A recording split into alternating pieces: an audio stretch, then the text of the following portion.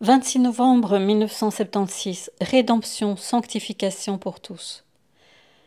Écris mon fils, il t'a été dit dans un message contenu dans le livre Courage mes fils, que l'ordre établi par Dieu dans l'univers requiert que toutes les choses et toutes les créatures doivent occuper la place pour laquelle elles ont été créées. Le Père créateur et Seigneur de tout et de tous dirige avec sagesse, bonté et amour infini tous et tout vers la réalisation de leurs fins, dans l'harmonie de l'univers. Dans mon Église elle-même, née et sortie de mon cœur ouvert, société humaine et divine, terrestre et céleste, en harmonie et conformité avec le Père, les âmes sont appelées à en faire partie pour que toutes et chacune puissent atteindre leur fin, leur sanctification sur la terre et leur glorification dans le ciel, à la place qui leur est assignée. Dans toute société, tous ne font pas et ne peuvent faire les mêmes choses, mais chacun en suivant son aptitude. Il serait plus exact et conforme à la vérité de dire en suivant sa vocation. Chacun accomplit cette action, cette mission voulue et prédisposée par le suprême ordonnateur pour le bien de tous.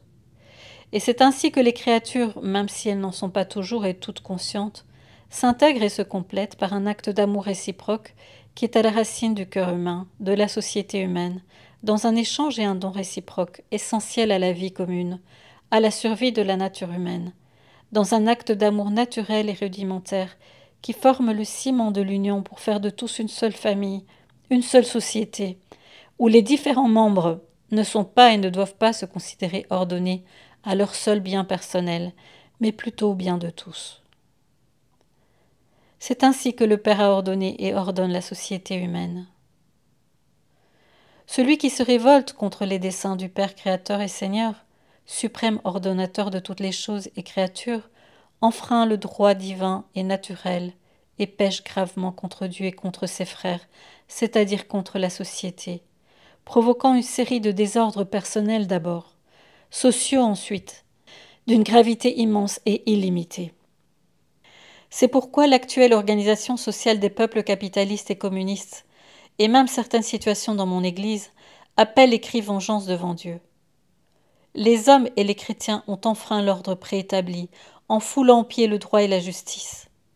Dieu ne peut plus tolérer cela davantage, et ils seront confondus dans la rencontre avec le Christ libérateur et rédempteur. Cela dit, mon fils, revenons au problème des vocations, qui est un problème grave. Mon Église est basée fondamentalement sur les principes généraux sur lesquels doit être basée la grande famille humaine. Mais mon Église se distingue de toutes les autres sociétés humaines par son organisation, en tant que société parfaite, où l'humain et le divin se rencontrent, s'entrelacent et se fondent, de sorte qu'elle se différencie, se distingue et s'élève au-dessus des familles des peuples, au-dessus des autres sociétés humaines, précisément à cause de sa nature mystérieuse, qui a pour fin de guider et orienter, par la lumière de ses vérités dont elle est dépositaire et gardienne, les peuples sur la voie du salut éternel. Aucune autre société en dehors de mon Église n'a égale mission, par conséquent une égale dignité et action salvatrice. Mais qu'il soit bien clair que la grandeur de mon Église ne tire pas son origine du faste, de la richesse, de la pompe, de l'extériorité, mais toujours et uniquement du mystère de sa nature humaine et divine, de sa mission dans le monde qui est de guider les hommes et les peuples vers la patrie céleste du paradis. Dans l'Église, le sacerdoce a une place de première importance. Tâche noble et ardue, mais réalisable, le mystère de l'Église se reporte aussi sur le sacerdoce qui, par son institution hiérarchique, occupe une place de première importance. De mon sacerdoce découle la royauté. Moi, je suis le roi souverain et éternel. Par moi, toutes les choses ont été faites et toutes m'appartiennent. Et de ce royal et éternel sacerdoce, je rends participants ceux qui, ab aeterno, ont été choisis par mon Père céleste. Le choisi, créature humaine, est investi de ma divine et royale dignité sacerdotale, avec le devoir dans mon Église de devenir mon direct collaborateur et corédempteur pour la réalisation du mystère du salut qui est en cours. Mon fils, il n'est pas possible de t'expliquer en termes humains la grandeur humaine et divine de la nature, du pouvoir, de la dignité sacerdotale, parce que vos paroles, vos mots ne peuvent pas expliquer le divin, le surnaturel, l'éternel, l'infini. mais une attentive réflexion de la part de mes prêtres sur le mystère dont ils sont participants peut servir à rendre ces derniers plus responsables, plus attentifs à leurs devoirs.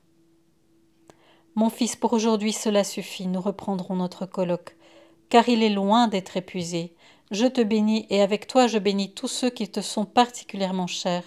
Aime-moi, offre-moi tes souffrances et tes prières pour la conversion de beaucoup de prêtres.